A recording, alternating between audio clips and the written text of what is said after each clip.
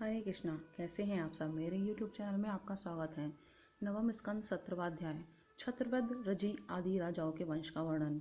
श्री सुखदेव जी कहते हैं, परीक्षित, राजेंद्र पुरुरवा का एक पुत्र था आयु। उसके 5 लड़के हुए, नहुष, छत्रवद, रजी, शक्तिशाली रंभ और अनेना। अब छत्रवद का वंश सुनो। छत्रवद के पुत्र थे सुहोत्र। सुहोत्र के 3 पुत्र हुए, काश्य, कुश और ग्रत्समद। ग्रत्समद का पुत्र हुआ शुनक। इसी शुनक के पुत्र ऋग्वेदियों में श्रेष्ठ मुनिवर शौनक जी हुए। काश्य का पुत्र काशी, काशी का राष्ट्र, राष्ट्र का दीर्घतमा और दीर्घतमा के धन्वंतरी। यही आयुर्वेद के प्रवर्तक हैं। ये यज्ञ भाग के भोक्ता और भगवान वासुदेव के अंश हैं। इनके स्मरण मात्र से ही सब प्रकार के रोग दूर हो जाते हैं। धन्वंतरी का पुत्र हुआ केतुमान और केतुमान का भीमरथ, भीमरथ का देवोदास और देवोदास का धूमान, जिसका एक नाम प्रतरदन भी है। यही धूमान शत्रुजित, वत्स, ऋतुध्वज और कुव्याश के नाम से भी प्रसिद्ध हैं।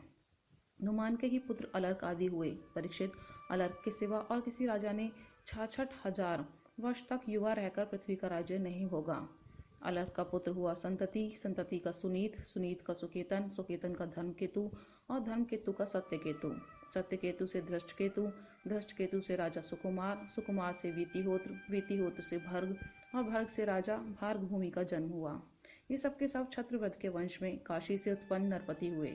रंभ के पुत्र का नाम था रभस, उससे गंभीर और गंभीर से ऐक्रिय का जन्म हुआ। ऐक्रिय की पत्नी से ब्राह्मण वंश चला। अब अनेना का वंश सुनो। अनेना का पुत्र था शुद्ध, शुद्ध का शुचि, शुचि का त्रिकुद और त्रिकुद का धर्मसारथी। धर्मसारथी के पुत्र थे शांतरय। शांतरय आत्मज्ञानी होने के कारण कृतकृत्य थे। उन्हें संतान की आवश्यकता न थी। परीक्षित, आयु के पुत्र रजी के अत्यंत तेजस्वी 500 पुत्र थे। देवताओं की प्रार्थना से रजी ने दैत्यों का वध करके इंद्र को स्वर्ग का राज्य दिया, परंतु वे अपने प्रहलाद आदि शत्रुओं से भयभीत रहते थे। इसलिए उन्होंने वह स्वर्ग फिर रजी को लौटा दिया और उनके चरण पकड़कर उन्हीं को अपनी रक्षा का भार भी सौंप दिया। अब रजी की मृत्यु हो गई। तब इंद्र के मांगने पर भी रजी के पुत्रों ने स्वर्ग नहीं लौटाया। वे स्वयं ही यज्ञों का भाग भी ग्रहण करने लगे। तब गुरु बृहस्पति ने इंद्र की प्रार्थना से अभिचार विधि से हवन किया। इससे वे धर्म के मार्ग से भ्रष्ट हो गए।